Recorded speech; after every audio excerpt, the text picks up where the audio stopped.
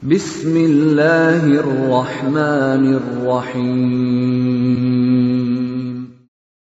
وَلْتَكُنْ مِنْكُمْ أُمَّةٌ يَدْعُونَ إِلَى الْخَيْرِ وَيَأْمُرُونَ بِالْمَعْرُوفِ وَيَنْهَوْنَ عَنِ الْمُنْكَرِ. Alhamdulillah wassalatu wassalamu ala rasulillah mabad. Allah berfirman, wajahidu bi amwalikum wa anfusikum. Berjuanglah kalian, berjihadlah kalian melalui hartamu dan dirimu. Hampir semua ayat-ayat berjuangan dan pengorbanan itu dimulai dengan bi amwalikum, harta kalian, harta kalian. Saya mengajak secara praktis dan kami sudah buktikan. Rp1.000 itu bisa luar biasa dahsyat. Bisa beli mobil, bisa buat kuburan, ya, bisa membangun masjid. Uang 1.000.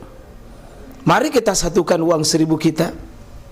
Nanti kami jemput di rekening ini, insya Allah bisa kita buat. Di rekening ini insya Allah kita buat sebuah kekuatan umat dengan Rp1.000. Rp1.000 dahsyat. Assalamualaikum warahmatullahi wabarakatuh. Alhamdulillah, alhamdulillah. Walladzi ja'ala syahra Ramadan wa unzila fihi al-Qur'an hudan lin-nasi wa bayinatin minal huda wal furqan. Wassalatu wassalamu ala khairil anam sallallahu alaihi wa alihi wa sahbihi wa sallama tasliman katsira.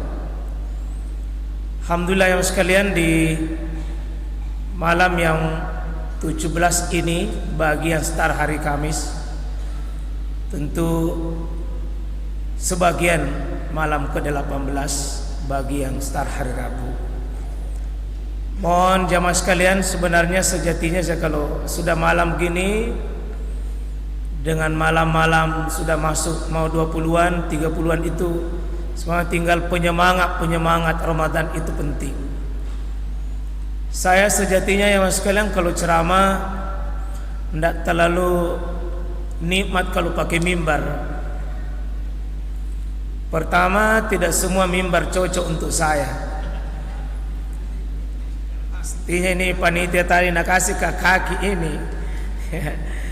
Ya, tapi biarlah jamaah sekalian rahmatullahi Allah subhanahu wa ta'ala, kalau malam-malam ini saya ceramah di samping mimbar atau duduk. Ya, karena yang pakai mimbar itu biasanya khutbah Jumat sesungguhnya. Kalau bukan khutbah Jumat, Pak, semua bebas itu. Lebih akrab dengan jamaah itu. Mohon izin tema kita karena ini malam biasa kita memperingatinya dengan menghubungkannya dengan nuzulul Quran, maka tentu bicara sedikit dengan Al-Quran. Ini tidak ada bisa waktunya nih, Pak, ya. Mohon izin jamaah, tapi ada berapa menit ini? Ya, 15 sampai 20 menit lah, ya. Ya, tidak ada juga batasannya saya lihat. Bapak Ibu jamaah sekalian, ada dua bentuk ini sebelum kita bahas Quran dengan keberkahan, Pak. Ada dua bentuk itu turunnya Quran. Pertama, turun sekaligus, itu Quranun Majid fi lauhim mahfuz. Quran yang mulai itu yang ada di Lauhul Mahfuz, Allah kirim, turunkan ke Baitul Izzah, yakni langit dunia. Di sini sekaligus itulah ayat inna anzalnahu fi lailatul qadar. Sesungguhnya kami, kata Allah, menurunkan dia, yakni Al-Quran. Kapan itu? Fi lailatul qadar, yakni di malam 10 terakhir tentu Ramadan, Pak. Maka Lailatul Qadar itu dicari di 10 terakhir. Maka bukan ini malam ini. Tetapi di Indonesia diyakini turunnya Quran itu 17 Ramadan.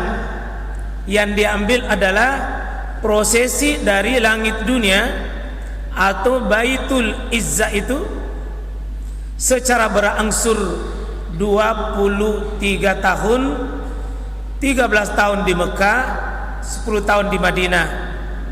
Prosesi awal perdana turun itu turunnya surah Al-Alaq, berangsur-angsur 23 tahun kemudian itu 17 Ramadan. Maka kalau kita mengatakan nuzul Quran itu 17 Ramadan, yang dimaksud adalah tahap turunnya Quran tahap kedua, dari langit dunia Baitul Izzah itu ke Muhammad berangsur-angsur selamat 23 tahun. Lihatlah Bapak Ibu, Mekah sebelum Quran turun, manusia paling jahiliyah di atas muka bumi ini Makkahul Mukarramah. Paling gelap dengan kezaliman. Perkelahian paling hebat di dunia itu Pak di Mekah sebelum turunnya Quran. Di sana kelompok-kelompok Abu Jahal itu luar biasa. Gelap gulita, tapi Quran mengubah jahiliyah menjadi ilmiah. Quran mengubah yang gelap menjadi terang dengan peradaban ilmu. Itulah keberkahan Quran. Dengan Quran 86 surah turun di Makkah, itu menjadikan bumi paling mulia di dunia ini Pak, paling berkah. Saking berkahnya kebaikan melimpah di dalamnya. Itu namanya berkah Pak, dari kata birkah, melimpah. Artinya subutul khair ilahiyah fi syai, melimpahnya kebaikan, itu berkah. Satu kali salat di Makkah itu 100.000 kali kita salat, baru sama di Masjid Jamiul Ihsan. Satu kali di sana, satu kali sujud di sana, di sini 100.000 kali baru seimbang. 1 banding 100.000 keberkahan dalam sisi ibadah. Madinah Pak, negeri gelap gulita, juga tingkat fanatisme suku, pertumpahan darah paling besar di dunia itu di Yasrib dulu. Nanti setelah disapa Quran, turun Quran di Yasrib, maka berubah menjadi itu namanya Madinatu Al-Munawwarah, kota yang penuh cahaya berperadaban. Satu kali sujud di Madinah 1000 kali baru sama nilainya di Masjid Jamiul Ihsan. 1 banding 1000 Pak. Ini bumi, tanah Allah di bumi. Malam paling berkah itu malam Lailatul Qadar. Kenapa paling berkah? Karena prosesi Quran itu diturunkan. Malaikat paling mulia Jibril, karena dia mengantar ini wahyu. Dia paling tinggi kelas dan posisinya karena dia prosesi mengawal Al-Quran. Nabi Rasul paling mulia Muhammad, karena dia Nabi Rasul menjalankan dan menerima wahyu dengan Al-Quran. Umat paling mulia kita, kata Nabi Pak, nahnul akhirun, kita ini umat paling di belakang Pak, paling di belakang. Tapi walakin nahnul awalun, kita yang paling pertama nanti masuk surga, paling pertama masuk surga. Kenapa? Umat ini dipandu hidupnya oleh Al-Quran. Sehingga dalam sisi waktu Pak, 1 malam ibadat tak nanti Pak, di saat turun Quran Lailatul Qadar, malam itu nilainya keberkahannya khairum min alfi syahr, lebih baik daripada 1000 bulan. Bumi paling mulia Makkah Madinah karena Quran. Malaikat paling mulia karena Quran. Manusia paling mulia karena Quran. Maka kita mengambil kesimpulan jemaah sekalian, tidak ada sesuatu yang berkaitan Quran, kalau dia jujur terima Pak, pasti Quran mengubah menjadi lebih baik. pasti Quran memberikan keberkahan itu menjadi lebih baik. Kita pelajari sejarah Pak Bilal bin Rabah,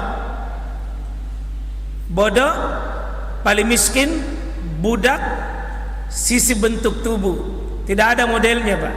Bilal hitam gelap, tapi begitu Quran masuk dalam dirinya Pak, menjadi manusia mulia di sekeliling manusia karena Quran menyapa dirinya.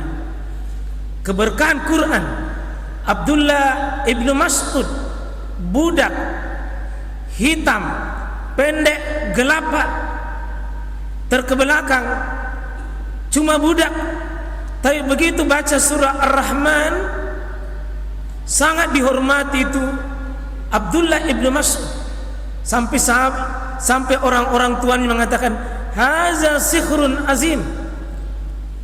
Abdullah ibnu Mas'ud kena sihir, tiba-tiba berubah. Apa yang mengubahnya Pak? Cahaya Quran mengubah dirinya. Untuk itu jamaah sekalian, siapapun yang jujur baca Quran, jujur pahami Quran, jujur amalkan Quran, tadabburi Quran Pak, mau tidak mau, insya Allah keberkahan Quran itu mengalir pada dirinya. Maka jamaah sekalian, keberkahan Quran tidak bisa ditolak dan pasti akan menyapa kepada manusia yang sungguh-sungguh imani dia, yakini dia,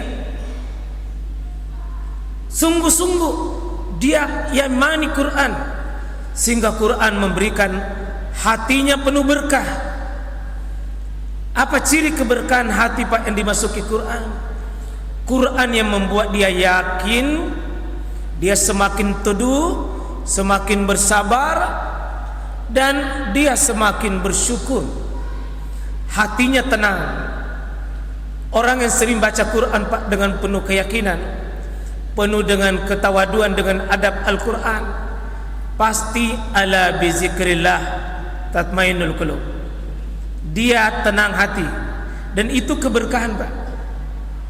Keberkahan Quran itu, mohon maaf Bapak Ibu sekalian, ada jamaah kami sulit tidur, berhari-hari bermalam tidak bisa dia tidur.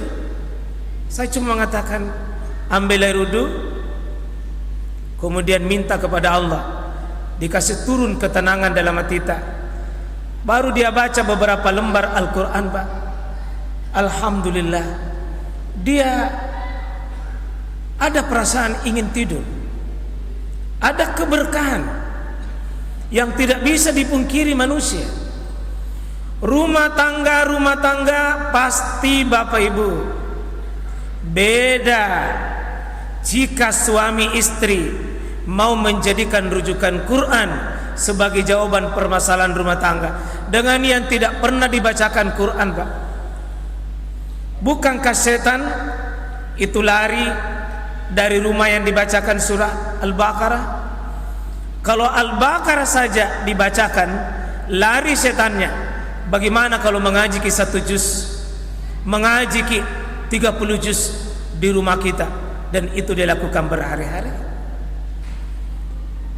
Keberkahan rumah tangga kita Pak, insya Allah saya yakin semuanya, kita semua Pak, tidak ada yang tidak punya masalah di rumah tangga. Beda Bapak Ibu kalau kita hiasi dengan baca Quran dengan lafaz, baca Quran dengan makna, bacakan Quran kepada istri yang suka melawan suami, pasti berkah Pak. Bacakan Quran ke suami yang menahan-nahan nafkahnya. Tapi mau maaf, saya tidak menyinggung, saya hanya melihat, maaf, banyak suami, banyak orang tua kuat merokok tapi kikir kepada istrinya. Bukan jamaahnya Jamil Lisan, bukan, tidak di sini. Atau tidak jauh beda bisa juga.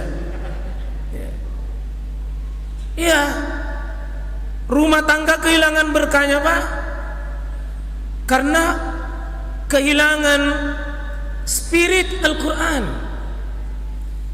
Kita punya masalah, mau maaf Pak, saya sering didatangi suami istri mau cerai. Kalau kau lihat Pak, penghasilannya dua-duanya penghasilan puluhan juta, tapi mau nabongkar rumah tangganya. Itu ciri banyak uang tapi susah tidur, banyak uang susah senyum, banyak uang gelisah hati. Rumah tangga mau dibongkar. Kenapa jemaah sekalian? Suami kehilangan petunjuk Quran, istri kehilangan petunjuk Quran. Tapi coba kalau dua-duanya Pak kembali tanya maunya Quran, tentu dengan dua Pak. Petunjuk Quran supaya itu berkah, satu, baca huruf bisa 10 pahala, bisa 25 pahala, bisa 100 pahala, bahkan bisa tak terhitung pahalanya. Itu sisi pahala. Itu namanya qira'atu bil lafzi, membaca Quran dengan lafaz. Lafaz itu Pak, dibaca tidak paham tidak paham, lancar tidak lancar Pak, tetap dapat berkah itu, tetap dapat pahala itu Pak. Lancar tidak lancar, pasti tetap dapat pahala, karena membaca Quran itu pahala, baca saja. Tapi ada tingkat membaca Pak, paling melimpah keberkahan itu. Apa itu? Qira'atu bil makna bil hukmi, dibaca paham, dibaca pesan, dibaca makna. Artinya kalau ada anak yang suka melawan orang tua, ada anak susah bangun salat subuh Pak, tapi kalau bangun menonton bola semangat, itu karena baca Qur'annya belum benar. Baca Qur'annya belum benar. Artinya baca Quran itu bukan cuma huruf, membaca apa pesannya, membaca apa maunya, dan itu baca Quran yang paling tinggi Pak. Kalau bisa bulan Ramadan ini, selain kita buru target khatam 2 kali, 3 kali, 4 kali, bagus Pak, banyak keberkahan, sisi kesehatan, sisi pikiran kita, sisi hidup kita.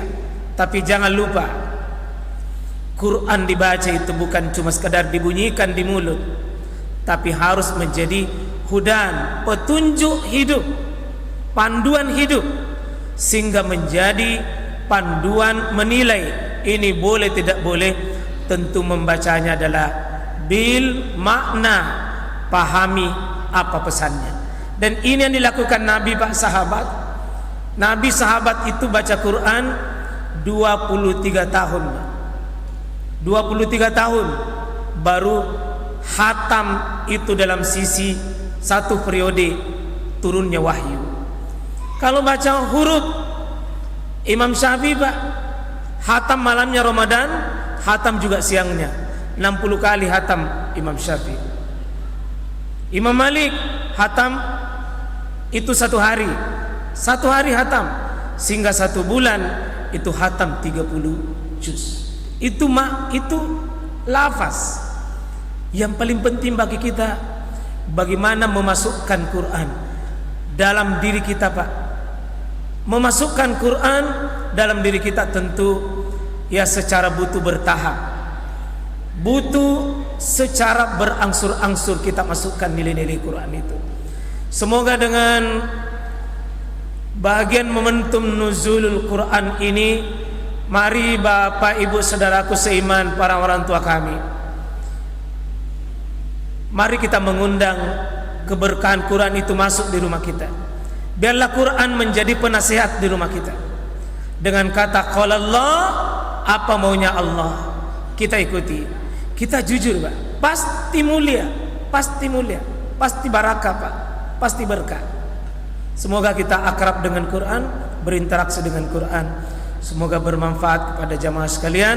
Semoga Allah memberikan ketenangan, keberkahan rezeki, keberkahan umur, keberkahan waktu, keberkahan hidup kita.